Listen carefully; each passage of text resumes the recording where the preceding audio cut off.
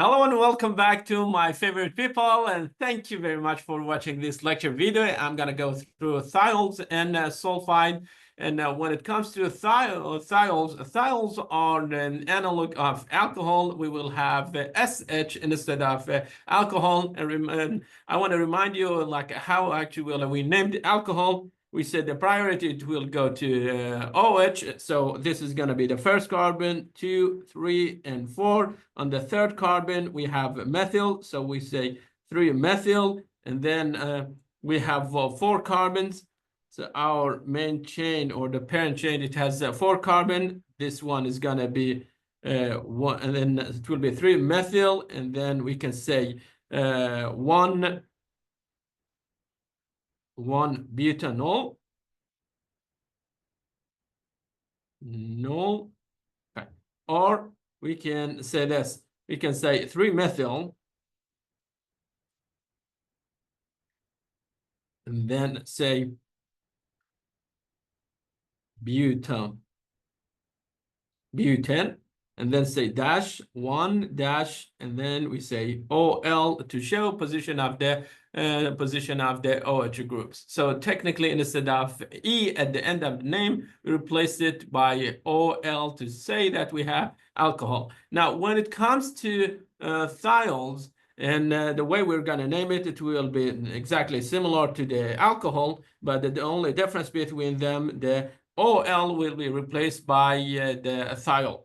Okay, so we say 3-methyl, and then we say 1-butane. Listen carefully, butane, and then we say at the end we're going to add the thiol to the end of the name. Be careful about this, and or we can say 3-methyl, and then say butane dash. Now we say 1. Okay, and we have thiol. So now we say thiol. Okay, and so we kept the E. We did not remove the E from end of the name. So thiols have SH instead of OH in alcohol. Okay. And sometimes also we call thiols, and we call them mercaptans. And so we can use it actually as a prefix to name the compound.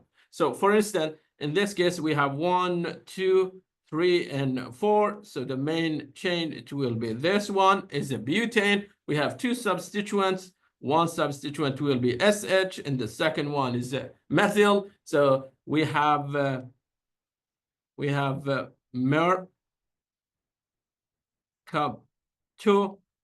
mercapto, Me, and then R versus methyl.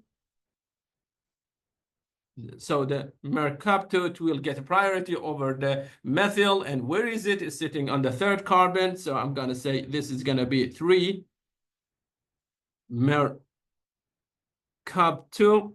And then I say 3-methyl. And where is OH? On the first carbon. So I can say 1-propanol. Okay, that's one way to name it. Another way to name it, just copy paste this and change position of the technically the OL. Okay, OL in here 1. So I'm gonna just simply get rid of this part 1 and OL.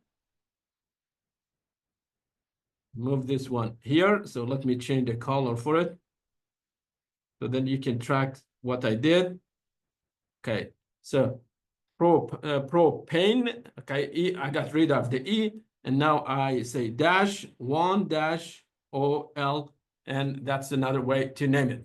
Okay, and the second compound, it has 2 SHs, and again the priority will go with alcohol. So we get 1, 2, 3. I have 2 substituents, 1 and 2, and so I'm gonna say this is gonna be 1 and 3 di, and then I say mercapto, and then I say on the first carbon I have OH, so it will be 1-propanol. null. We can repeat the same thing like in the previous actual example, change position of 1 and also the all OL. So I can just simply copy paste this one. Okay, and say this is gone now. Okay, and also the OL is gone. I'm gonna move this one, attach it to Mercapto, change the color. Okay, next I say dash 1 dash OL to show that we have alcohol and is sitting on the first carbon. Okay, and we use actually this compound to treat mercury poison. The reason for it is sulfur has high tendency to react with mercury, and it can actually take mercury. Or and if you spill mercury on the surface, always we dump a bunch of sulfur on the top of it. Sulfur, it will have a good reaction with mercury, and it will collect technically mercury, and it will be easy to clean the surface. Okay, so thiols, and we're talking about thiols and sulfides. The thiols, we know they have a really bad smell, and one well-known actually animal that it has such a like it has this thiol, and is the skunk. They use it as a defense mechanism, and also we use this compound, methane, CH3 attached to SH, and we add this compound to natural gases, so then we can track any leakage. And so the methane by itself, it doesn't have much smell, and in order to figure whether there is a leakage or not, or easier to find that leakage, we add the sulfur compound to it, so it will be easy to track it. Okay, now SH, and if this one gives an H, it will turn to CH3, and then S with 3 lone pairs. This one will have a negative charge plus H plus.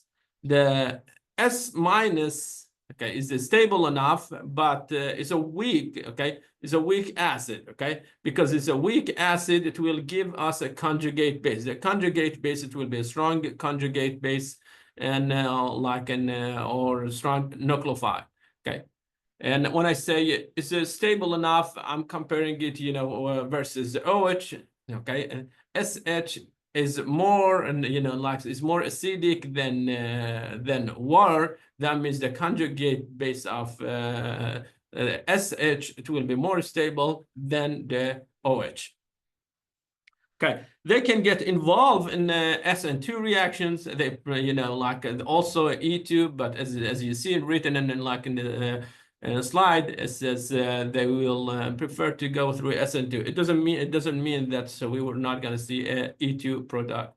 Okay, one example, I have metal, and metal, it will have a positive charge. That means SH, it will have negative charge. So what will happen? We will have SN2 reaction. This carbon is a primary carbon, and bromide will be kicked out of the system, and it will be replaced by SH. And also we get bromide with a negative charge. So this is really basic SN1 reaction. Now, if you're dealing with a secondary carbon, that secondary carbon, again, it can get involved in SN2 reaction, and we will get such a product. So now, because bromide was facing to us, the SH in this case, it will be back of the molecule, and we will have inversion with the stereocenter. Okay, so there will be inversion because it's a SN2 reaction. Okay. Now, thiols can be oxidized, and if you oxidize them, you will get disulfide. Okay. Before I go through the chemical reaction, I want to actually show you the difference between thiols and sulfide. Thiols, we will have R attached to S, and S is going to be attached to 1H. So under any condition, there will be 1H, H attached to sulfur. Okay. Now, when it comes to sulfide, this one, I'm going to call it a thiol.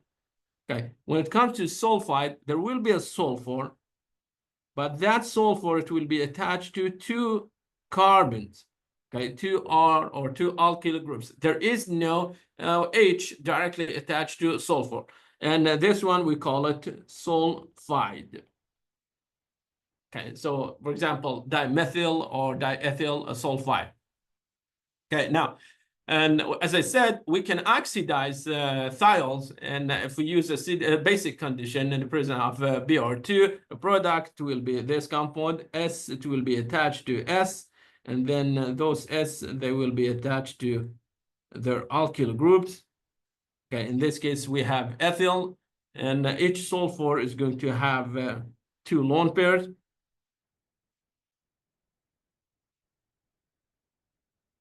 Right, and this compound, it will be disulfide. Now, through oxidation of thiols, we managed to get disulfide, okay? So through oxidation. Now, if you take disulfide and reduce it, you can turn it back to thiols. So reduction of disulfide, it will give you this product.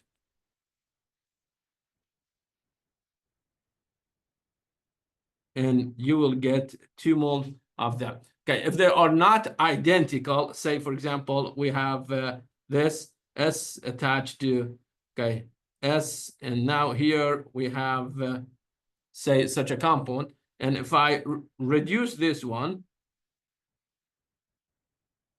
okay, and say reduction, I will get the first product will be this one, SH, and the second product, it will be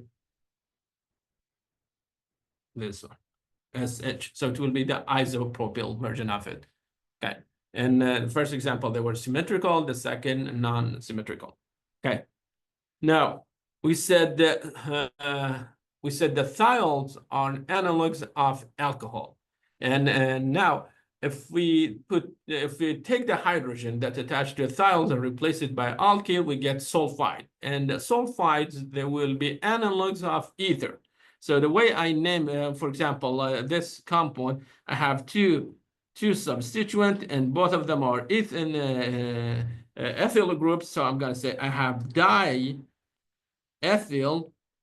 okay, diethyl, and then I use this term ether to name the compound. So ether, when we have oxygen bridge between two carbons, we can use the same, the same methods to name disulfide. So in this case, we have again, we have two ethyl groups. So I'm going to say this one, it will be diethyl.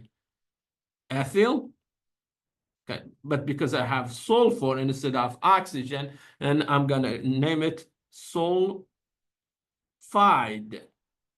Okay, instead of oxygen, we have sulfur, so we say diethyl sulfide.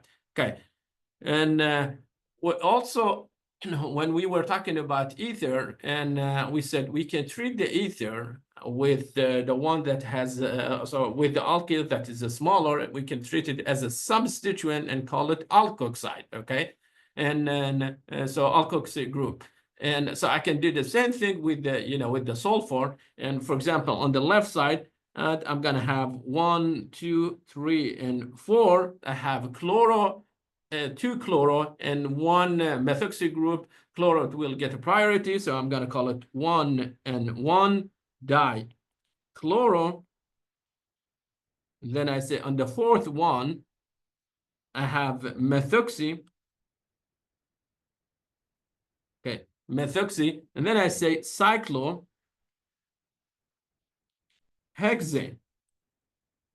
Okay, so this is going to be the name for this compound. Let's call it number 1. And this one, we're going to call it number 2. So for molecule number 1, that's going to be the name for it. And for the molecule number 2, or the second one, again, we're going to say, start from here, 1, 2, 3, and 4. And so priority, again, is going to go with the chloride. So simply just, okay, copy paste this, or we can rewrite it. We go 1 and 1 dichloro, and then we say 4. Okay, and instead of methoxy, now we will have methyl thio, and then we say cyclohexane.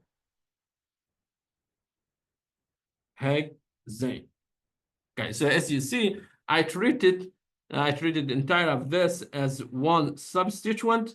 So I said methyl thio, okay, similar to methoxy.